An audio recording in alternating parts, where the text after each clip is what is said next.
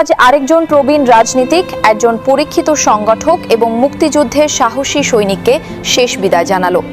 বীর মুক্তিযোদ্ধা, সাবেক গৃহায়ন ও গণপূর্ত মন্ত্রী এবং ইঞ্জিনিয়ার মোশাররফ হোসেনের জানাজার নামাজ বৃহস্পতিবার সকাল 11টায় নগরীর ঐতিহ্যবাহী জামিয়াতুল ফালাহ জাতীয় মসজিদ মাঠে রাষ্ট্রীয় মর্যাদায় অনুষ্ঠিত হয়।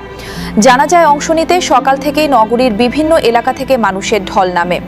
আওয়ামী লীগ ও সহযোগী সংগঠনের নেতাকর্মীদের পাশাপাশি বীর মুক্তিযোদ্ধা, রাজনৈতিক নেতা, সাংবাদিক, আইনজীবী, শিক্ষক, সাংস্কৃতিক কর্মী, পেশাজীবী এবং নানা শ্রেণী পেশার মানুষ সেখানে উপস্থিত হন। পুরো মসজিদ প্রাঙ্গণ ও আশপাশের এলাকা শোকে ভারী হয়ে ওঠে।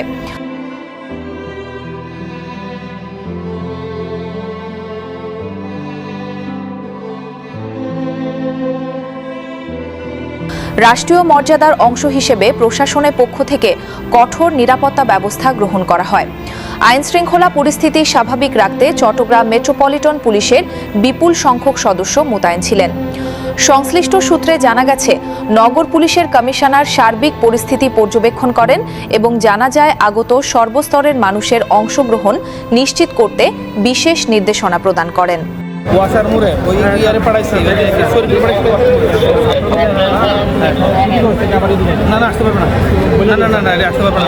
অনেকেই বলছেন, দলীয় বিভাজনের ঊর্ধ্বে উঠে একজন বীর মুক্তিযোদ্ধা ও প্রবীণ রাজনীতিককে সম্মান জানাতে প্রশাসনের এই উদ্যোগ ছিল প্রশংসনীয়। সাধারণ মানুষ যাতে নির্বিঘ্নে জানাজায় অংশ নিতে পারেন সেজন্য ট্রাফিক নিয়ন্ত্রণ থেকে শুরু করে নিরাপত্তা ও জনসমাগম ব্যবস্থাপনায় বিশেষ গুরুত্ব দেওয়া হয়। জানাজার আগে ও পরে ইঞ্জিনিয়ার মোশাররফ হোসেনের দীর্ঘ রাজনৈতিক জীবনের নানা দিক স্মরণ করেন তার সহকর্মী, অনুসারী ও শুভানুধ্যায়ীরা। বক্তারা বলেন, তিনি ছিলেন চট্টগ্রামের রাজনীতির এক অভিজ্ঞ অভিভাবক, যিনি মুক্তিযুদ্ধের চেতনা ধারণ করে আজীবন রাজনীতি করেছেন। দেশের অবকাঠামোগত উন্নয়ন, গৃহায়ন খাতের সম্প্রসারণ এবং চট্টগ্রামের বিভিন্ন উন্নয়ন প্রকল্প বাস্তবায়নে তার গুরুত্বপূর্ণ ভূমিকা ছিল। মুক্তিযুদ্ধের সময় তার সাহসী ভূমিকার কথাও স্মরণ করা হয়। অনেকেই বলেন, বর্তমান প্রজন্মের কাছে তিনি শুধু একজন রাজনীতিক নন, বরং স্বাধীনতার চেতনা ও সাংগঠনিক দৃঢ়তার প্রতীক ছিলেন।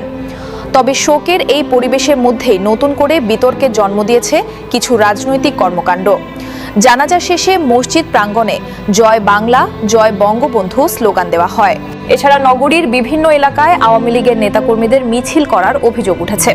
বিশেষ করে ওয়াসা মোড় থেকে জিএসি মোড় পর্যন্ত বড় ধরনের মিছিল নগরবাসীর দৃষ্টি আকর্ষণ করে।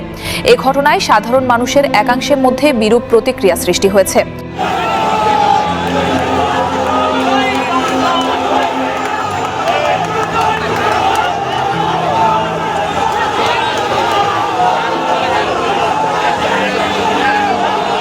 অনেকেই প্রশ্ন তুলেছেন, একজন বীর মুক্তিযোদ্ধার জানাজা কি শুধুই শোক, শ্রদ্ধা ও দোয়ার পরিবেশে সীমাবদ্ধ থাকা উচিত ছিল না? কেউ কেউ মনে করছেন, জানাজাকে কেন্দ্র করে দলীয় শক্তি প্রদর্শনের চেষ্টা পরিস্থিতিকে অস্বস্তিকর করে তুলেছে। সচেতন মহলের মতে, সরকার ও প্রশাসন যেখানে একজন প্রবীণ মুক্তিযোদ্ধাকে যথাযথ রাষ্ট্রীয় সম্মান প্রদর্শনের উদ্যোগ নিয়েছিল, সেখানে কিছু অতি উৎসাহী নেতাকর্মীর আচরণ পুরো আয়োজনকে বিতর্কের মুখে দাঁড় করিয়েছে।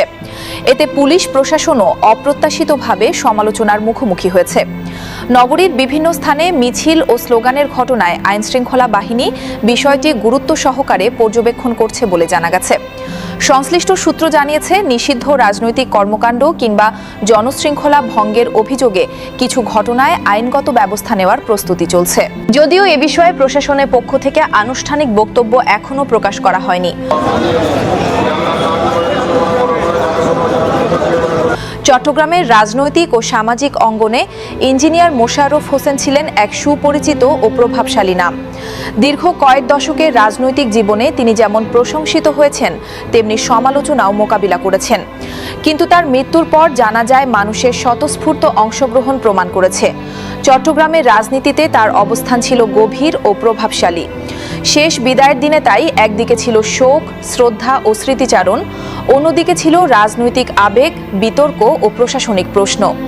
সব মিলিয়ে ইঞ্জিনিয়ার মোশাররফ হোসেনের জানাজা শুধু একটি ধর্মীয় আনুষ্ঠানিকতা নয়, বরং চট্টগ্রামের সমকালীন রাজনৈতিক বাস্তবতারও এক গুরুত্বপূর্ণ প্রতিচ্ছবি হয়ে উঠেছে। জানাজায় অংশগ্রহণ করে মরহুমের প্রতি শ্রদ্ধা জানান এবং বক্তব্য রাখেন Chittagong city mayor doctor Shahadat Hossain, সাবেক সিটি মেয়র মাহমুদুল ইসলাম চৌধুরী সহ আওয়ামী লীগ ও বিভিন্ন রাজনৈতিক দলের নেতৃবৃন্দ। এছাড়াও বিপুল সংখ্যক বীর মুক্তিযোদ্ধা, সামাজিক সাংস্কৃতিক ব্যক্তিত্ব ও সর্বস্তরের মানুষ জানাজায় উপস্থিত ছিলেন। মিরসরাইয়ে আরেক দফা জানাজার নামাজ শেষে বীর মুক্তিযোদ্ধা ইঞ্জিনিয়ার মোশাররফ হোসেনকে তার জন্মস্থান মিরসরাইয়ের ধুমগ্রামে পারিবারিক কবরস্থানে রাষ্ট্রীয় মর্যাদায় দাফন করা হবে।